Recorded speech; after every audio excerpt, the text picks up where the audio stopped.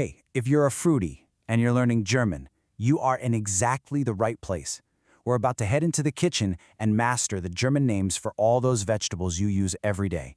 And we're going to do it using a simple trick that will honestly change how you learn German nouns. So, to get us started, I've got a little puzzle for you. Think about a tomato and an onion.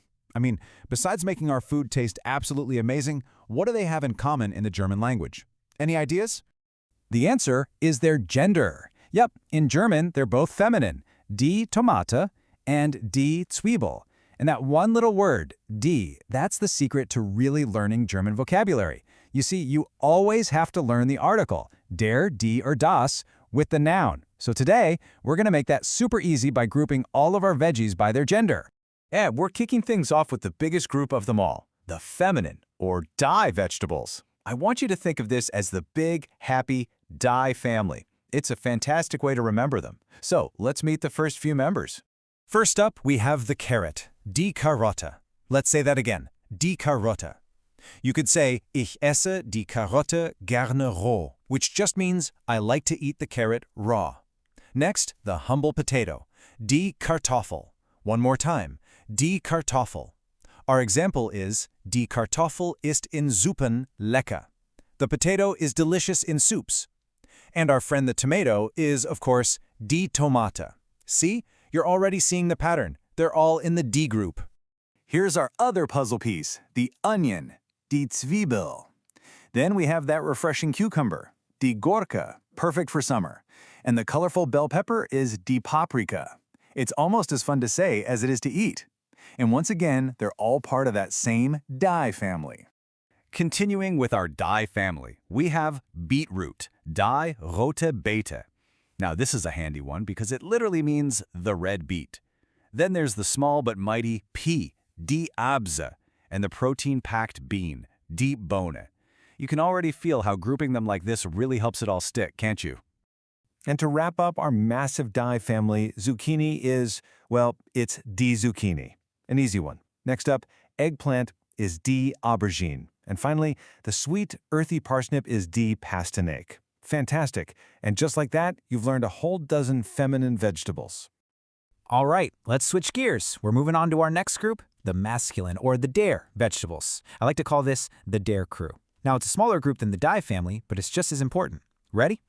First in the der crew is the flavor powerhouse, garlic, der Knoblauch. Next, lettuce is der Salat. Now, wait a second. Notice something? The word for lettuce is the same as the word for salad. So a salad is literally made from der Salat.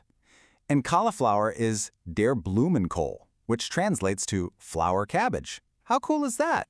You know, a few of these next words are going to feel pretty familiar. Broccoli is simply der Broccoli. Spinach is der Spinat. And plain old cabbage is der Kohl. And this is where things connect so brilliantly. Remember cauliflower was der Blumenkohl? It's part of the same Kohl family. Learning these little connections makes everything so much easier. Let's keep the der crew rolling. The star of autumn, the pumpkin, is der Kürbis. The leek, which is absolutely perfect for soups, is der Lauch. And celery is der Celery. Hey, that's another one that sounds very similar to its English counterpart. And for our final three in the der crew, the spring delicacy asparagus is der Spargel. Brussels sprouts are der Rosenkohl, which literally means rose cabbage, another member of that Kohl family. And finally, the mushroom, der Pilz. Excellent work. You've nailed the der crew. Okay, so we've met the big die family and the cool der crew. That just leaves one more gender, das, the neuter article. Now, you might be expecting a whole list for this one, but on our menu today, it's a very, very exclusive club. That's right, just one. Out of all these common vegetables we've covered, only a single one on our list today takes the article das. This makes it incredibly easy to remember. Are you ready to meet our solo artist? And here it is, the radish, das Radieschen. It's small, it's spicy, and in this explainer, it is our one and only das vegetable.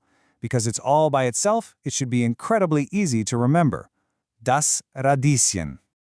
And just like that, you've learned over 20 German vegetables and, more importantly, how to learn them properly. So what's the big takeaway here? How do you make sure all this fantastic new vocabulary actually sticks with you?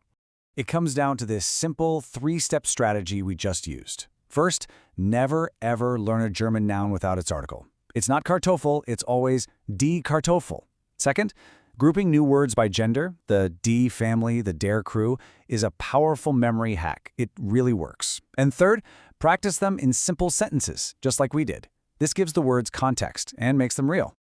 So now it's your turn to put this into practice. As you go about your week, think about this list.